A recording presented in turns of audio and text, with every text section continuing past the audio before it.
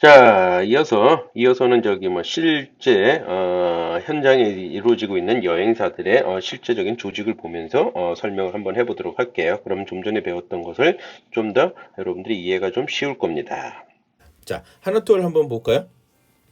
영업본부가 따로 있어요. 이렇게 영업부에. 영업부는 영업 기획을 하고 어떻게 영업을 하는지 요것도 지역별로 이렇게 나눴단 말이야. 서울, 경기, 그리고 충청, 호남, 영업, 저기 뭐야, 영남 이런 식으로 지역별로도 나눠놓고 다음에 이제 고객별로도 나눴던 거예요. 고객별로도 법인사업부. 법인사업부는 뭐야? 저기 뭐야, 회사 같은 경우 회사를 상대로 하는 거죠. 다음에 새로운 신사업. 다음에 이제 채널 영업부. 채널 영업부는 뭐야? 고객, 이것도 고객인데 채널 영업부라는 건 뭐죠? 유통 채널. 응? 유통 채널. 유통 채널도 그러니까 채널도 하나의 고객이거든. 그런 유통 채널만 담당하는 영업부가 따로 있고 법인 사업부만 담당하는 영업부가 따로 있다. 아시겠죠? 그다음에 이제 각 지역별로 또 부서를 또 다시 만들어내는 이렇게 돼 있죠. 다음에 이제 동남아 지역본부, 중국 지역본부, 일본 지역본부, 유럽 지역본부 이런 식으로 나눠져 있고 지금 지역별로. 그다음에 항공 호텔 이건 기능별이에요. 항공하고 호텔. 항공권 호텔을 갖다가 판매하는 부서예요. 항공하고 호텔 갖다 수배하거나 판매하는 부서거든요. 이런 식으로 이건 또 사업부별로 나눠져 있다. 아까 지역비별로 나눴고 사업비별로. 요 이제 영남 사업본부라고 따로 있어요. 우리나라는 부산 쪽, 부산 쪽이 규모가 크기 때문에 전 세계에 된다. 전국에서 부산에서 그렇기 때문에 하나투어나 모두투어나 영남 사업본부는 따로 두고 있다. 사람이 많기 때문에 직원을 따로 줘. 그래서 영남 사업부는 법인을 하나 새로 만들어 가지고 그냥 자회사로 만들어 가지고 거기에 이제 직원을 갖다가 투입해서 권한을 주고 운영을 하게 만들어내는 거죠. 그리고 이제 그 대표이사, 그거 소위에서 관련 경영층이죠. 그래서 여기 전략본부 따로 있고 해외 마케팅 본부가 따로 있고 미래 사업은 어떻게 되는지 기획을 해야 되는 거, 경영기획, 재무관리 이런 식으로 진행되고 있다라고 보시면 되겠습니다. 그럼 모두토를 한번 가볼까? 모두토도 마찬가지로 요거 이제 뭐죠? 요거는 계층별 조직이 형성돼 있죠. 계층별 조직이 형성돼 있고 그 다음엔 각 사업부별로 항공본부, 전산에 있는 IT본부, 다음에 상품 1본부, 상품 2본부, 상품 3 이런 식으로 여기 이제 이게 지역별로예요. 소위 얘기해서 예를 그냥 이제 제가 이제 정했는데 미주팀, 유럽팀, 아시아팀 이런 식으로 나누는 거죠.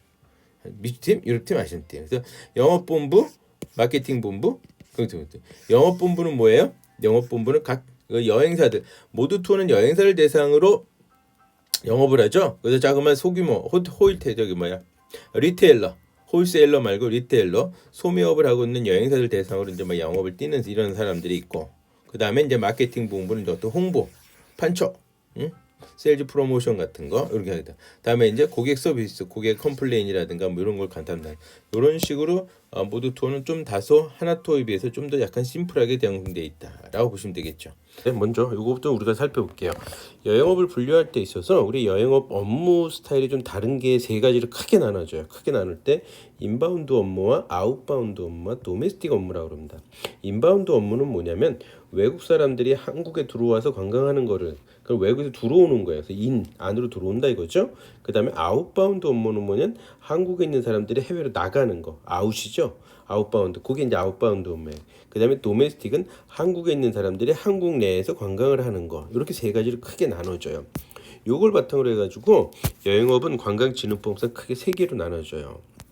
첫째가 둘째가 국외 여행업, 셋째가 국내 여행업이에요. 첫째 일반 여행업, 둘째 국외 여행업, 세 번째가 국내 여행업인데 국내 여행업은 알대로 이 도메스틱 업무를 한다고 보시면 돼요. 국내는 국내만 돌아다니는 국내만. 그 다음에 국외 여행업은 요 두 번째 아웃바운드 업무만 하는 것이 두 번째 국외 여행업이다. 그러면은 일반 여행업은 뭐냐? 이거 세 개 다 하는 거. 무슨 얘기인지 아시죠? 이거 세 개 다 하는 게 일반 여행업이다. 이렇게 이제 나눠진다. 요거 이제 이렇게 기초적으로 이제 상식적으로 알고 계시면 될 것 같아요. 자, 그러면 이제 업무가 인바운드 업무, 아웃바운드 업무, 도메스틱 업무는 각각 어떤 업무들이 있는지 좀 자세하게 한번 알아보도록 할게요. 자, 먼저 인바운드 그 부서 업무죠. 그 인바운드 부서의 조직이 어떤 업무들을 하고 있는지 한번 살펴볼게요. 첫째, 상품을 일단 만들고 개발하는 부서가 있겠죠. 그렇겠죠. 여행 상품을 개발하는 부는 만들고 하는 그런 조직, 그 인바운드 부서 조직의 첫 번째 이제 업무가 될 거야. 그다음에 이제 그거를 판매, 영업하는 거죠. 나라별로 판매겠죠. 어떤 영어권, 주로 이제 그 국가별로 이제 영어권, 그 영어 언어별로 이렇게 언어별로 크게 이제 상품을 만들어서 국가별, 지역별로 해서 또 판매하는 조직을 만들겠죠. 그다음에 이제 수배 부서는 뭐냐면 우리나라 이제 호텔, 수배라는 게 호텔, 다음에 차량, 가이드, 식당, 관광지 이런 걸 갖다 예약하는 부서가 되겠죠. 확정이 되면. 그다음에 이제 단체 부서는 아무래도 한 단체가 형성이 됐어요. 한 단체가 형성이 됐으면 그걸 안내하는 부서예요. 안내, 그 가이드가 필요하겠죠. 여기에는 가이드가 있습니다. 가이드 안내가 있어서 그 안내에 따라서 이렇게 해주는 거고. 그 다음에 이제 정산 부서는 뭐예요? 돈을 이제 계산을 하는 거죠.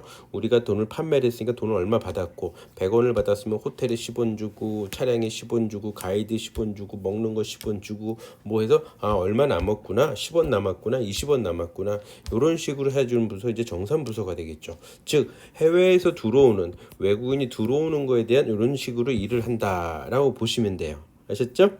다음에 이제 아웃바운드죠. 아웃바운드는 대한민국 땅에서 거기 대한민국에 거주하는 한국 사람, 외국 사람이 해외로 나가는 거죠. 해외로 나가는 걸 우리가 아웃바운드라고 합니다. 그럼 아웃바운드도 마찬가지 상품을 기획하고 개발하는 부서가 있겠죠. 그다음에 그걸 또 판매하는 영업 부서가 있는 건 당연하겠죠. 물론 이 판매 부서는 소매업자와 도매업자 두 가지로 구분 나눕니다. 그래서 대표적으로 한국에서 이 도매업자들은 누가 있냐면 하나투어, 모두투어, 한진, 그다음에 롯데. 요거 이제 가장 대표적으로 크게 이제 빅4가 있을 테고요. 그 다음으로서는 이제 또 자질그레 다들 좀 여러 가지가 이제 그 참조운도 근데 일반적으로는 4개가 주로 하고 있다라고 보시면 될 것 같아요. 근데 도매업자로서는 거의 소리 소문 없이 하는 것도 몇 군데가 있어요. 근데 이거는 이제 소위 얘기해서 랜드사라 그럽니다. 랜드사. 예전에 그 유통에서 제가 전했죠. 지상수배업자가 도매업자의 역할을 음식은 하고 있다. 그 대상수배업자 랜드사들은 단 하나 항공이 없이 하는 경우도 있고 항공을 포함해서 하는 경우도 있다. 이렇게 보시면 될 것 같아요. 그래서 판매부서는 이렇게 나눠지게 되고 다음 이제 수배부서 당연히 뭐 호텔이 됐던 식당이 됐던 차량을 수배하게 되겠죠. 확정이 되면 그리고서는 이제 수속부서가 있어요. 아웃바운드는 즉 여권 및 비자. 여기에는 이제 아웃바운드에는 여권 및 비자가 있다. 즉 아까 얘기했던 인바운드는 이런 수속 부서가 없죠. 비자나 이런 게 필요 없어요. 들어온 거니까. 그러니까 비자나 이런 수속 부서가 없다. 인바운드는 그거 이제 차이점 있다 보시고요. 그다음에 카운터 부서입니다. 항공권. 이것도 마찬가지로 아웃바운드는 있지만 인바운드는 비행기표 들어오는 거니까 비행기표 따로 해줄 일이 없기 때문에 인바운드는 또 카운터 부서가 없다. 그러니까 소위에서 인바운드를 전문으로 하는 여행사들은 카운터가 없어요. 그걸 알고 계시고요. 그 다음에 이제 안내부서, 이것도 마찬가지 단체부서. 이거는 인바운드나 아웃바운드나 같이 갖고 있는 거다. 그래서 이거 안내는 국외여행 인솔 안내 자격증 있는 사람입니다. 이 사람들 아까 얘기했던 그 왜 인바운드에서 관광 통역 안내 자격증 있잖아요. 그 소지자도 이 국외여행 인솔 그걸 할 수 있게 돼 있어요. 그러니까 아웃바운드, 인바운드에 관광통역 안내원 자격증 있잖아요. 그걸 따르게 되면 국외여행 인솔자 자격증을 따로 안 따도 돼요. 이 자격증 같이 효력 있게 해준다. 단 거꾸로 국외여행 인솔자 자격증은 관광통역 안내원 자격증 소위 인바운드 업무는 못 한다. 즉 인바운드 업무를 할 수 있는 관광통역 안내 자격증은 아웃바운드 업무도 할 수 있다. 그러나 아웃바운드 업무에서 사용하고 있는 국외여행 인솔자 자격증은 인바운드에서는 사용하지 못한다. 알았죠? 여기는 국외 여행이라고 딱 정해져 있잖아요. 아까는 관광 통역 안내원이었잖아. 그러니까 좀 말이 다른 거죠. 그걸 이렇게 알고 계시고 이 국외여행 인솔자는 현지에서 안내원 활동을 지휘 감독한다. 나중에 제가 시간 나면 국외여행 인솔자 관련돼서 좀 여러분들한테 강의를 할 수 있는 시간이 나오면 한번 해보도록 하겠습니다. 자, 다음은 관리부서, 정산부서죠. 이건 뭐 인바운드나 아웃바운드 다 같이 있는 거다라고 보시면 될 것 같습니다. 자. 다음으로서 이제 국내 관광입니다. 도메스틱이죠. 끝으로 이제 아까 얘기했지만 그 여행의 형태를 보면서 세 가지로 크게 이렇게 나눠진다. 그럴 때 인바운드, 아웃바운드, 도메스틱. 그러니까 각각이 할 일을 이렇게 보시면 되는 거고요. 마찬가지로 국내도 기획이나 상품을 기획하고 개발하는 부서가 있고요. 그다음 그걸 또 판매하는 부서. 여기도 마치 소매업자와 도매업자 동일하게 나눠지고 있습니다. 그다음에 수배 부서. 당연히 확정되면 수배가 되고 여기도 마찬가지로 카운터. 근데 이제 국내 사업부는 카운터가 꽤 크게 돼 있지는 않아요. 대부분이 국내선을 주로 하거든. 근데 요즘에 누가 국내선 여행사 끊나요? 여행사 예전에는 다 여행사가 끊었고요. 항공사에서 나중에 다시 한번 얘기하지만 항공사나 기차에서 이런 우리 여행사들한테 커미션을 줬어요. 수수료를. 컴을 줬다. 이거 간단히 컴이라 그러는데 커미션을 수수료를 줬어요. 소개료죠, 소개료. 소개료를 몇 프로 줬냐면 소개료라기 이건 소개료가 아니죠. 구매를 한 거니까 거기에 따라서 공식적이었어요. 비공식이 아니라 우리가 그때 호텔 같은 경우는 한 10% 줬는데 항공권 국내선 항공권은 5% 줬어요. 기차권도 당연히 5% 줬다. 그런데 지금은 이게 다 점점 없어지고 있는 추세다. 나중에 다시 한번 말씀드릴게요. 그렇게 됐고 다음에 안내부서는 역시 마찬가지로 단체 부서다. 단체 부서에선 안내원, 국내는 이제 관광 안내원이 따로 있거든요. 관광 안내사, 뭐 이건 지역 관광 안내사 이런 식으로 해서 요건 근데 대신 국내 안내하는 거는 뭐 특별한 자격증을 갖고 이러지는 않습니다. 한국인을 상대로 한국인 관광 안내하는 것. 다만 외국인을 갖다가 한국인을 소개하는 건 안 된다. 관광 통역 안내 자격증만이 가지고 있어야 된다라고 보시면 돼요. 다음에 이제 그 도메스틱에는 이제 딴데 보통 없는 뭐가 있다. 전세부스 버스가 있습니다.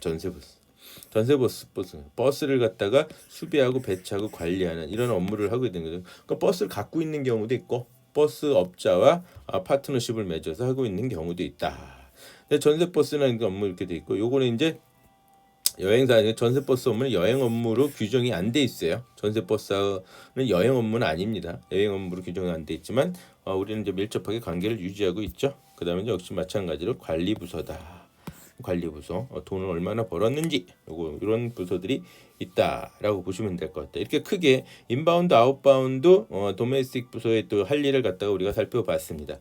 그런데 제가 타 학교에서 그 좀 뭐라 그러나 좀 완전 실무하는 프로그램이 있어요. 그래서 그거에서 마침 그 강의를 하다가 데이터를 갖다 근데 요거 이제 그 실내하는 완전 차내 체크리스트처럼 일정표 작성하기, 요금 산출하기, 그래서 그 장점 수익에서 이 직무 기술에 따라 그 판매 업무하는 사람들이 해야 되는 일들 이렇게 쭉 써 있습니다.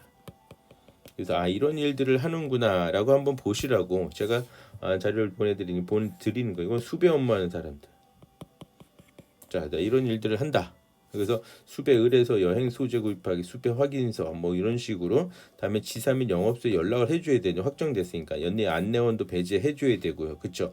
수배 조건을 다 같이 해줘야 된다. 이런 요거 중요하거든요. 요게 이제 트래블 명령서 때리면 그러니까 손님을 안내해서 나가야 되잖아요. 그 안내원들한테 그걸 다 설명을 해줘야 돼요. 호텔은 뭐가 됐고 식당은 뭐가 됐고 차량은 뭐가 됐다는 걸 다 안내 이렇게 이런 식으로 돼.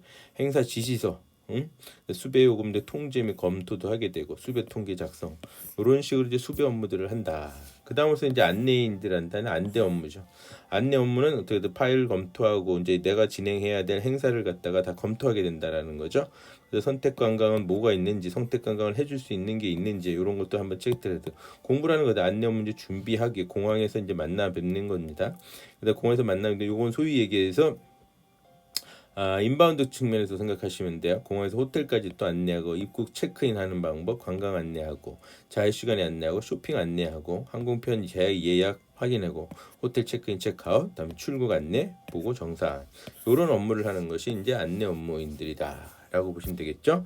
그다음에 정산 업무는 당연히 이제 돈을 얼마나 여행비, 전도금들은 어떻게 이상 없이 잘 들락날락했나 관련 프린서펄에 청구된 영수증 프린서펄이라고 한다는 건 무슨 얘기냐면 호텔 다음에 관광지, 다음에 식당, 고객들이 찾아다니는 것들, 목적지, 그러니까 관광 상품을 구성하고 있는 기본 요소들, 그걸 프린서펄이라고 생각하시면 돼요. 그다음 직불인지 후불인지, 나중에 수배값도 제한된 요금이 조정이 됐는지, 다음에 행사 수배 지시서 이상 없이 둘 다 됐는지, 행사는 진행됐고 수배 지시서에 따른 행사 지시서가 똑같이 잘 맞았는지, 미수금이 있는지, 관련 업체 수수료 들어오기로 한 수수료는 얼마씩 들어오는지도 파악하고, 다음에 환율도 따져줘야 되고, 무료로 되는 건 뭐 컴플리멘터리는 뭐가 있는지, 정산 보고서 작성하고, 협회나 관련기에 제출 요구 작성해 주는 거, 지급 청수도 주로 이거는 이제 관리 업무 쪽이죠. 관리 업무 쪽에서 해준다라고 보시면 될 것 같습니다. 이제 항공권을 발권하는 업무예요. 이것은 항공 카운터 부서가 하는 일들이죠.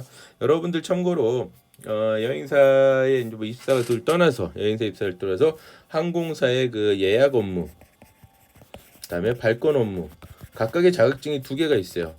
두 개 다 가급적이면 학교 다닐 때 따놓으면 나중에 항공사, 특히 항공사 지상직 또한 항공사 지상직 그리고 이제 여행사 입사할 때 도움이 많이 크게 됩니다. 이 항공에서 그래서 아시아나는 아바쿠스라 그래요. 아바쿠스. 그다음에 대한항공은 토파즈. 셀커넥이라고 부르고 토파즈 셀커넥이라고 하다. 각각의 자격증이 대한항공, 아시아나하고 대한항공하고 이렇게 각각의 자격증이 따로따로 있습니다. 그래서 여행사 들어가게 되면 아시아나 예약 발권, 다음에 대한항공의 예약 발권 다 땁니다. 이거 떨어지게 되면 진짜 회사 그만둘 정도. 그러니까 미리 따놓. 그만큼 여행사 직원들은 거의 다 붙어요. 여러분들도 조금만 하면 그래서 되게 많이 어떤 그 항공이나 도시라든가 이 예약하는 그 소유에게서 지시어들 다 외우고 그대로 치고 요금 뽑고 하는 거기 때문에 되게 어렵지는 않아요. 그래서 시간 내서 이런 것도 따두면 괜찮을 것 같습니다. 그래서 항공 발권하는 업무, 여정을 만들기, 단말기를 갖다 그 단말기 이제 컴퓨터 레저베이션 시스템 있잖아요. 그 CRS 이제 그다음에 항공 여정, 항공 운임 계산하기, 항공권 발행하기, 이제 발권 업무. 그다음에 BSP 제도 숙지하기. 요거 이제 BSP 제도라는 건 뭐냐면은 항공권을 막 끊을 때마다 여행사들이 돈을 다 낼 수는 없죠. 그럼 정신이 없잖아요. 맨날 돈 냈다가 놔줬다 들락날락 결제. 그래서 보통 옛날에는 저기 초창기에는 15일마다 다 모아가지고 15일마다 쫙 모아서 16일째 돈 갖다 내고 또 16일서부터 30일까지 돈 다 모아서 그 다음날 1일날 돈 내고 그럼 요걸 이제 미수로 깔잖아요. 그러니까 외상으로 그런 걸 갖다가 은행이 뱅크가 해결을 해주는 거예요. 뱅크가 그래서 외환은행과 지금 이제 하나은행이죠. 외환은행과 항공사 협회하고 항공사 협회하고 서로 저기 파트너십을 맺어가지고 그거를 제가 여기 항공사 협회가 이제 항공사들 돈 다 보내는 거야.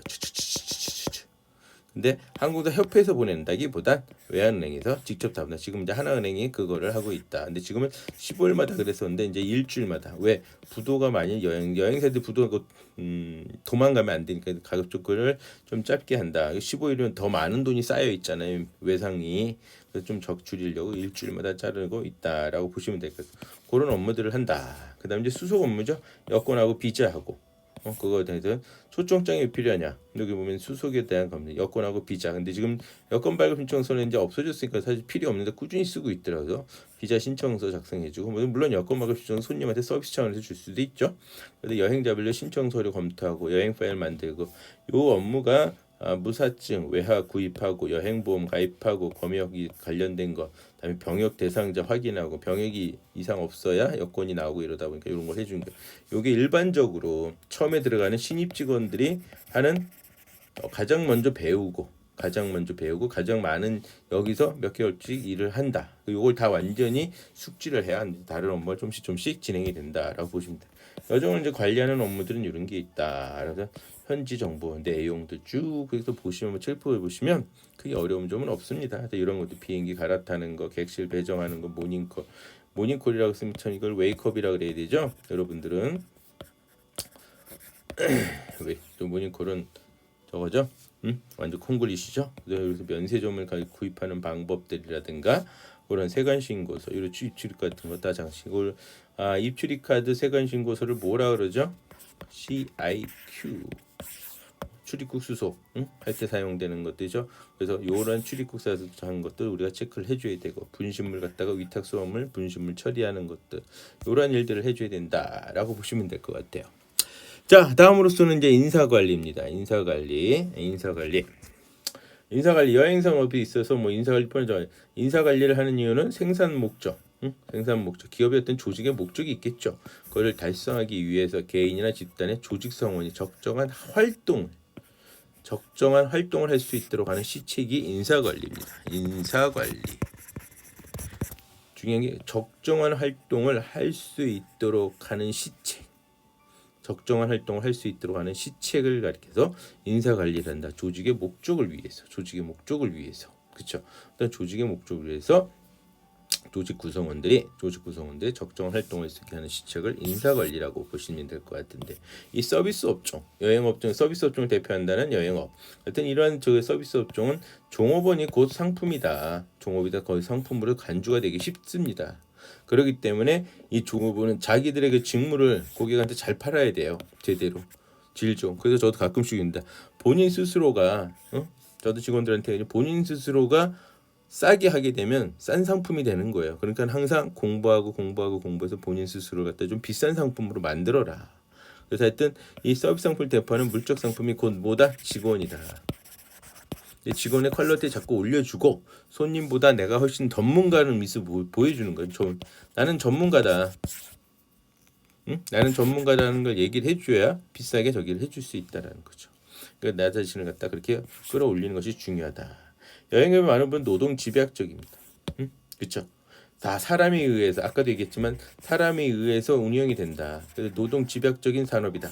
이 여행업은 그렇기 때문에 여행업은 인사관리는 여행업의 경영 성과를 좌우하는 활동이다. 상당히 중요하다라는 거죠. 상당히 중요하다.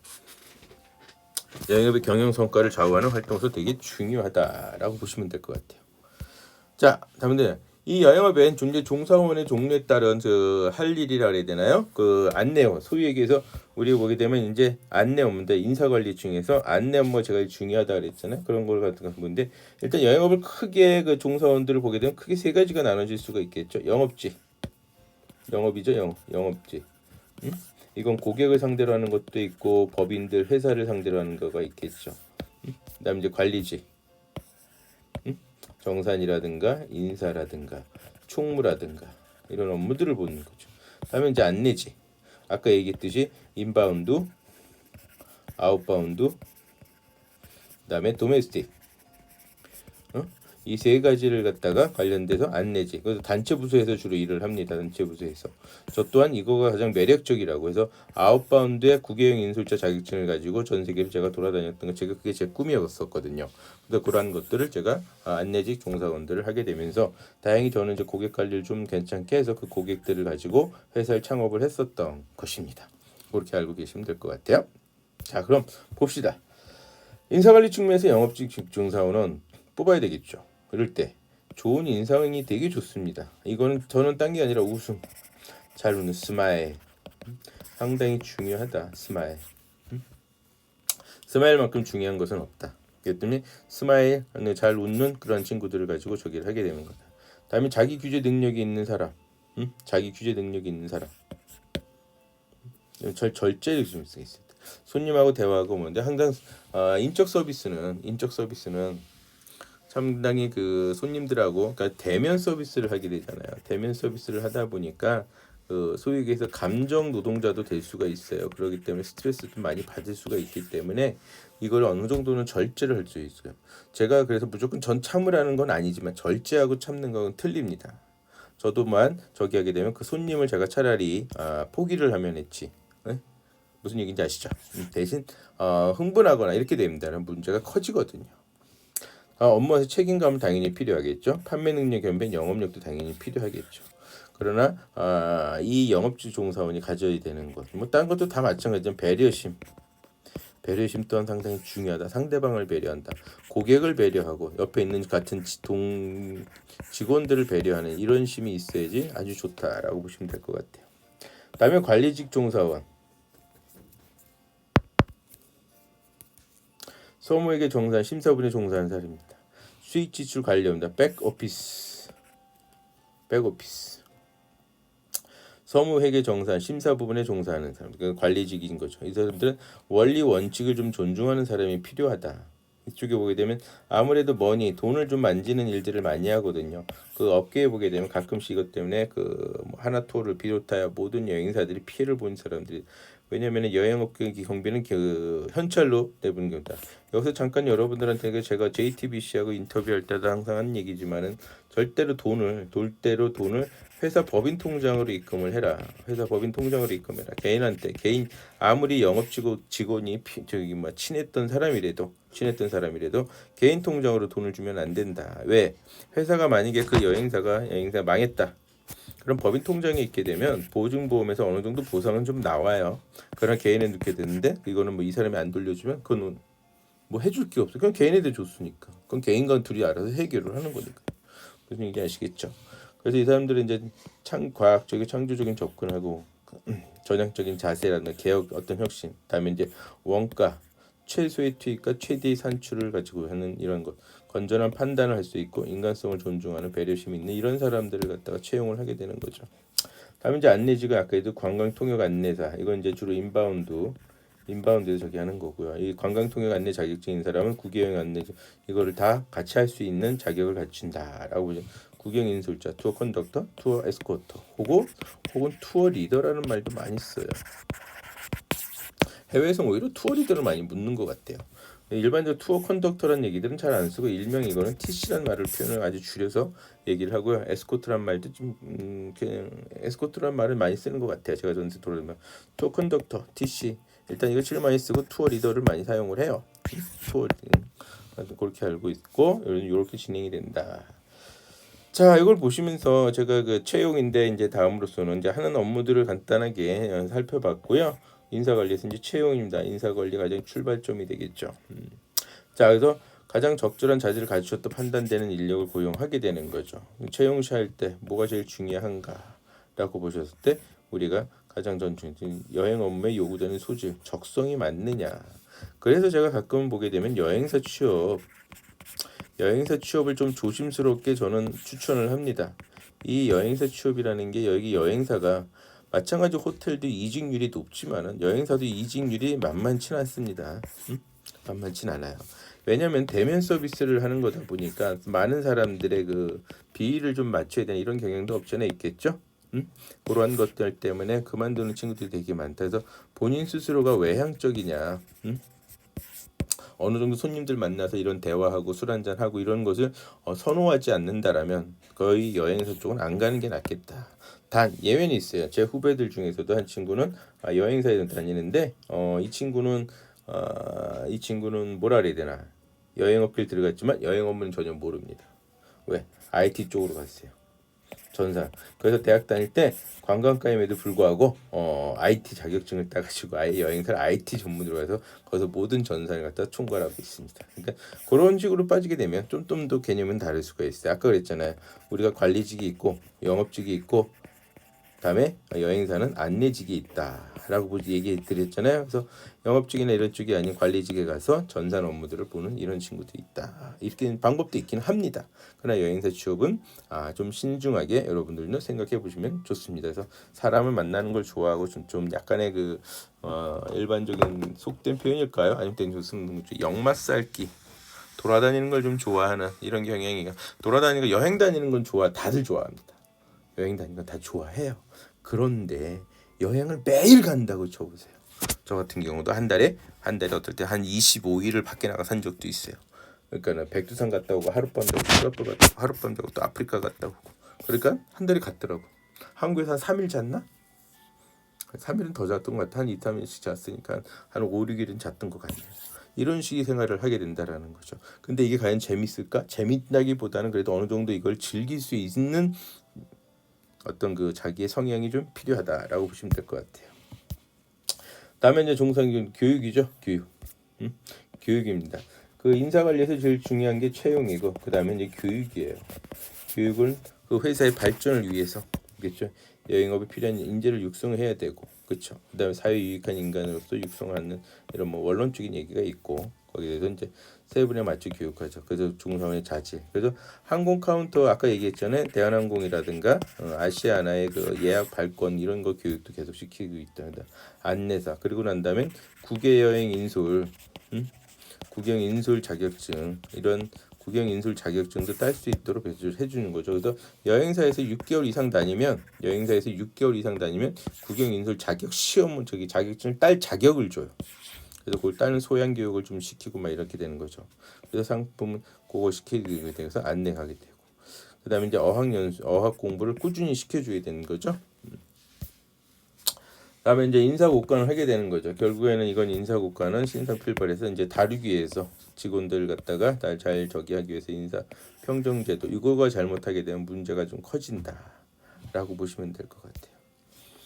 다음에 이제 여행 종사원의 금지 행위들이 있어요. 관광기업도 부당한 요금을 수수하는 행위, 다음에 약관을 위반하는 행위 하면 안 되겠죠.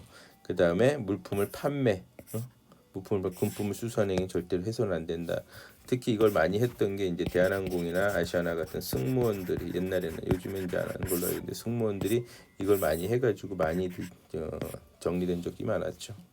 면세점 있잖아 해외 이런 명품들 승무원들 한 개씩 두고 승무원들은 검사를 잘 안 하니까 그래서 속에서 술이라든가 뭐 이런 것들 그 사다가 날랐던 아주 그 예전에 많이 그랬었던 적도 있어요.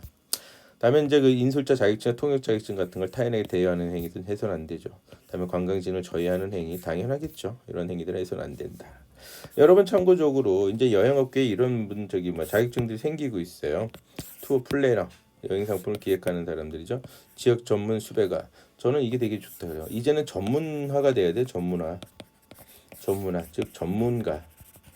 여행사는 전문화가 되고 다음에 일하는 직원들은 이제 전문가가 돼야 된다. 그 한쪽 분야에. 그다음에 여행 상무 이제 주로 이제 오퍼레이터 수배하는 개념이 좀 더 상담하고 수배하는 개념으로다는 직원들도 다 있고, 다음에 항공 예약 발권 사무원 오직 비행기표만 하는 거 딴 거 다 필요 없어요. 그다음에 여행 상담사 예전에 이게 없었는데 한국에 새로 생겼어요. 이런 자격증이 나왔다 싶은 거죠. 그래서 이제 2기가 아마 2기 1기 2기가 이제 된 것 같아요.